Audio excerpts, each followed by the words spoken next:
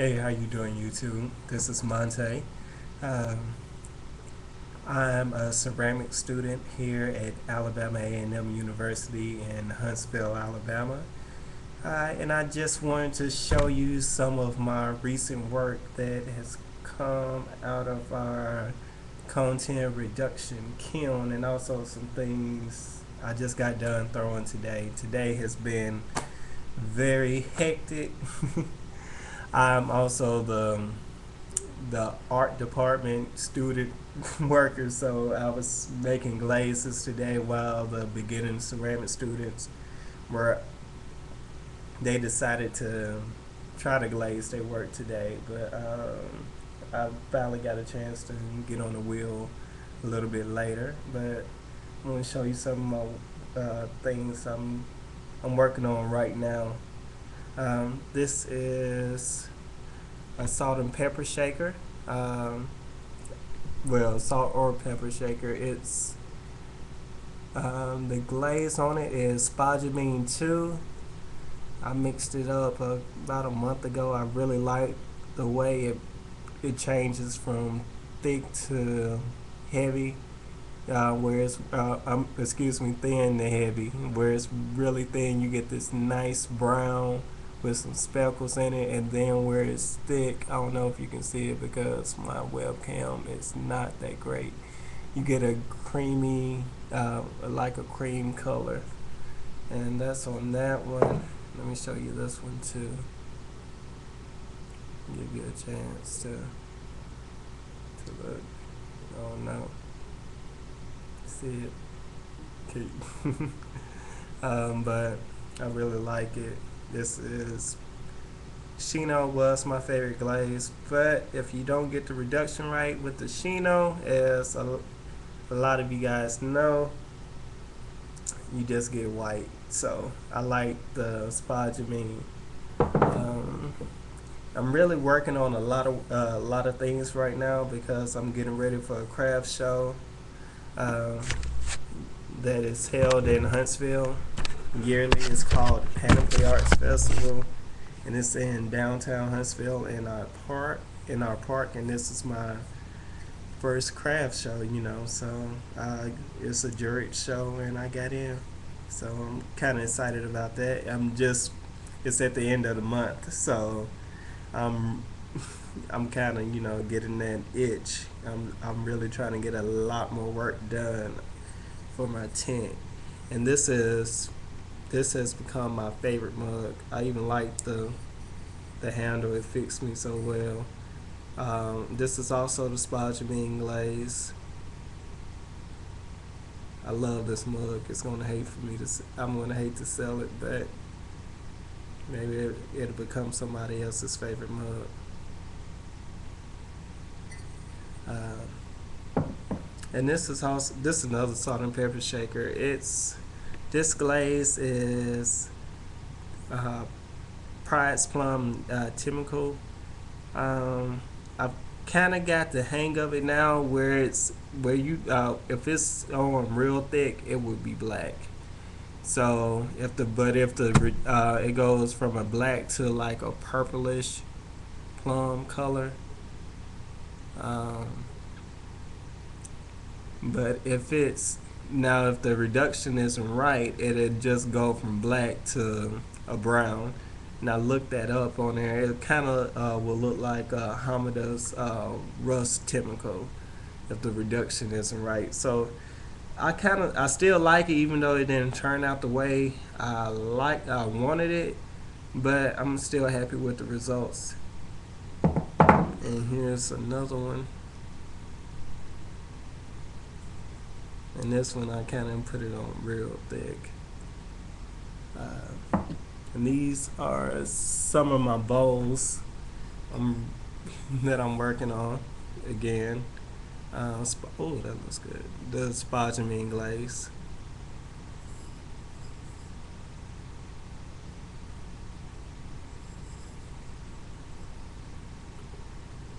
You see why it's my favorite glaze.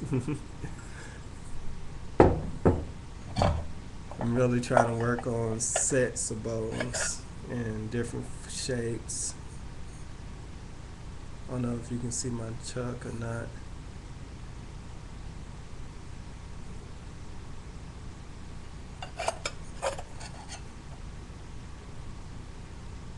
And if you guys have any glaze recipes, please share them.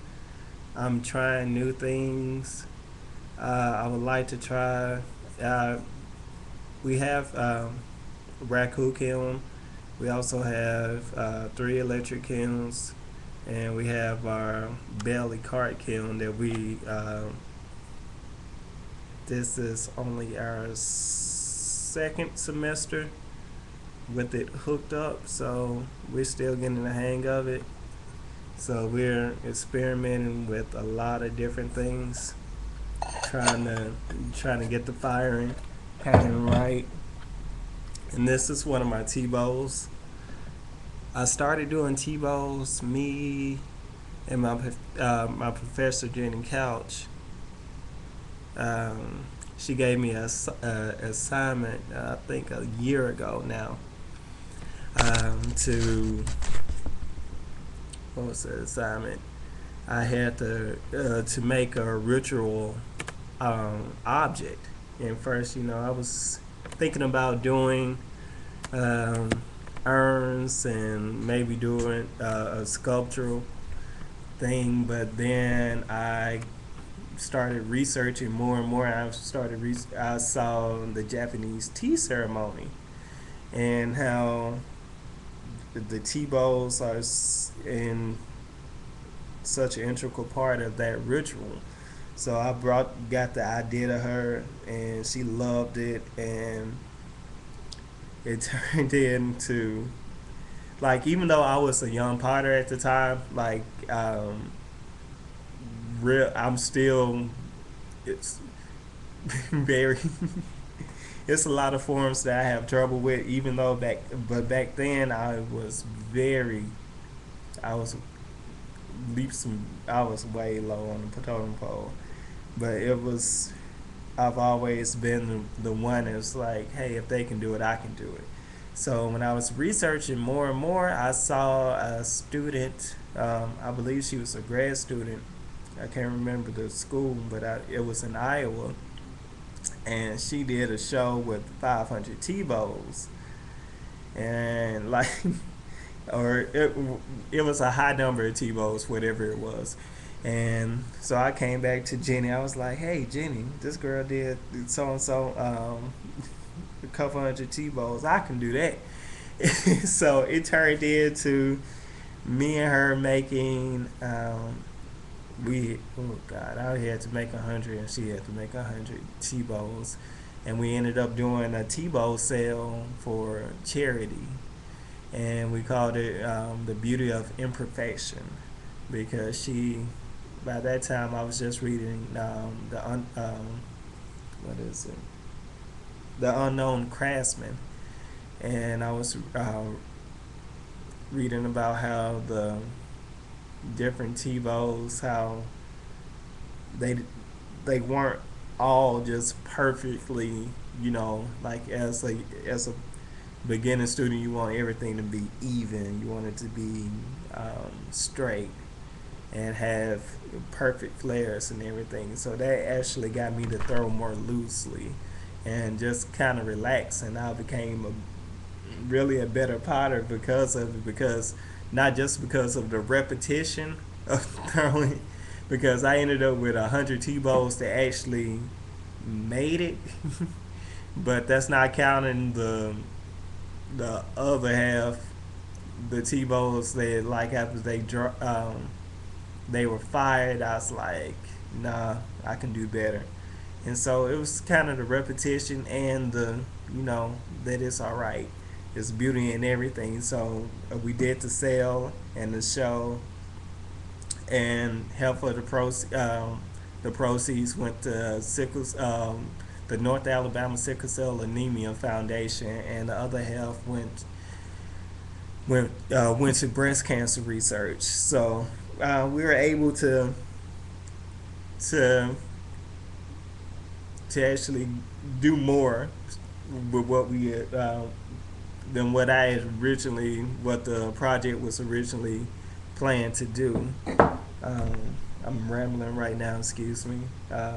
And today, when I finally got a chance to get on the wheel, uh, I decided to. I got some new clay in.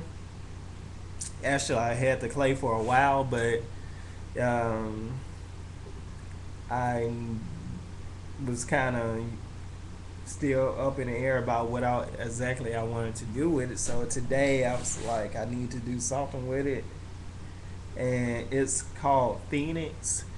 It comes from High Water Clays in Asheville. I really like that clay. I usually, uh, with our school clay, we mix up our own clay. I can't remember the name of the clay body we mix, but I gotta mix that too. But so I decided to throw a casserole, and the it's a great, the, well, I'll just show you. This is the bottom of the casserole. I didn't measure it, but I would say it's on a 12-inch bat right now, and it hangs over. I would say it's about 13 inches. I don't know if you can see it. It's not that deep, but the clay was kind of stiff because I've been sitting and waiting for so long, and it's supposed to be a good clay with as far as thermal shock for ovenware. So I wanted to give it a try. And here's the lid for it.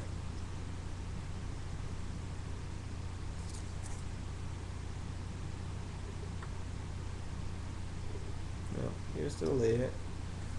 I got a little bit of slip left over in there, as you see in the flange.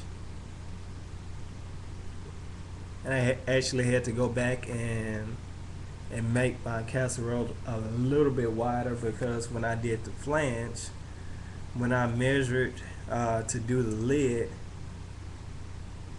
I didn't take into account that the casserole was gonna be, the inside of the casserole was gonna rest right there.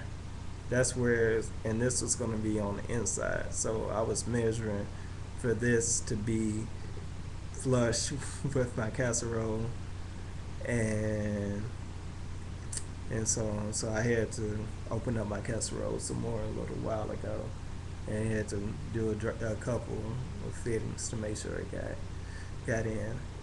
Um,